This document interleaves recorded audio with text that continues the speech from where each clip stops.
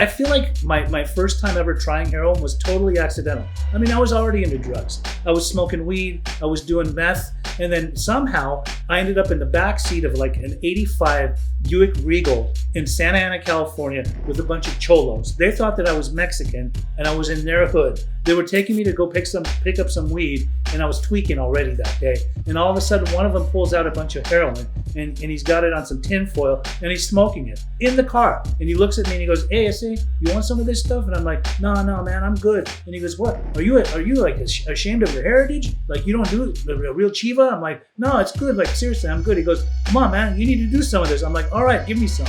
And I remember once I did it, I smoked a little bit of it, and for the first time in my life, I realized exactly why people like this stuff. There was a peculiar smell and a particular taste to it. And I thought, no wonder people like this stuff. Like it was captivating right in that moment.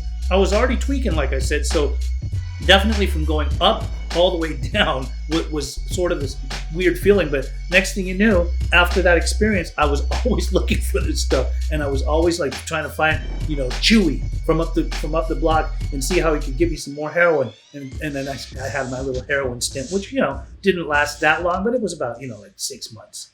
Hi, my name is Pej. I'm an interventionist who specializes in both drug addiction, substance abuse, drug addiction, and mental health. Today we're talking about heroin addiction and how to get help if you are stuck on heroin or have a loved one that is.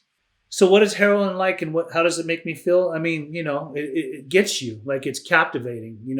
Between if you're smoking it, there's a certain particular flavor, and you go into this like it's like a body head high. Like you kind of you're captivated. You can nod out, but during that nod, it's this blissful feeling that it's indescribable unless you're actually there. And when you're in that certain heroin high zone, like nothing matters anymore.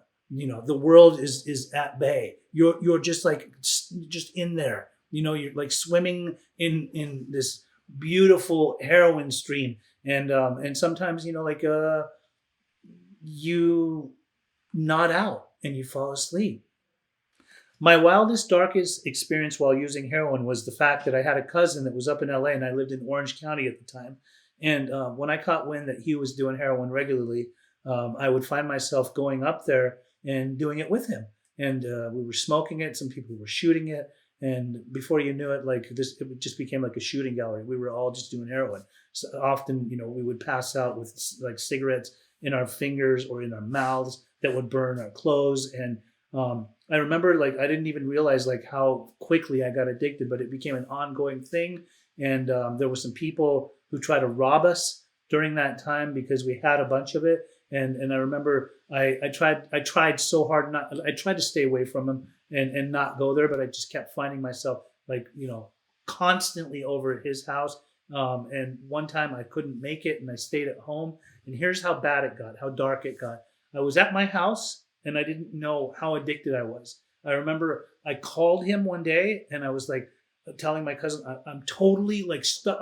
I'm praying to the porcelain god. I'm next to the toilet. I'm shivering. I'm sweating. How am I going to quit this stuff? What's wrong with me? Why can't I get off of this stuff? And he said, "Dude, you're going through withdrawals." I'm like, "Withdrawals? What does that even mean? I have no idea what withdrawals are." He goes, "Dude, you're hooked. You're addicted to the heroin. If you don't get it, you're going to fall apart. You're withdrawing. You're going to have to get on some methadone or something." And back then there was really no Suboxone. So this was the 90s. And I just remember shivering, sweating, all in the same. And I thought I made this decision within myself, I don't want to do this stuff anymore, because I was more of a stimulant guy, and this was just bringing me down. And I didn't know anything about detox at the time, let alone would I have gone. I don't think so, because I wasn't ready to quit other drugs. So I just kind of cold turkey quit at my own house. It took about 3 days, a lot of body aches, a lot of bone aches. The bones in my bones in my legs were hurting a lot, and it was just painful, just like this excruciatingly emotional roller coaster of pain that I was enduring, and body pain, physical pain, tons of physical pain too, and that was the darkest part of where heroin brought me to. How can somebody recover from heroin addiction? What I recommend is when people go to detox, which I see a lot of people doing that are hooked on heroin, is to come to terms with the fact that you're trying to detoxify your body. In other words, whatever comfort meds they give you, if they give you Suboxone and there's a taper, the goal is to get on the other end of it, to not do any more heroin. And a lot of people, they go to detox, they get better, they come out, and the fog starts to clear and they think that they're okay, and they find themselves going back to heroin. You got to have recovery. You got to chase recovery. However you want to do it. If you want to do it in the 12-step sense, in the like smart recovery world, however you do it, the holistic approach, just get recovery. You don't want to go back to that stuff because that's not the way life was supposed to be. It's all about making an absolute decision. And if you need help, there's plenty of us on this road that are in recovery, that are ex-heroin addicts that can help you.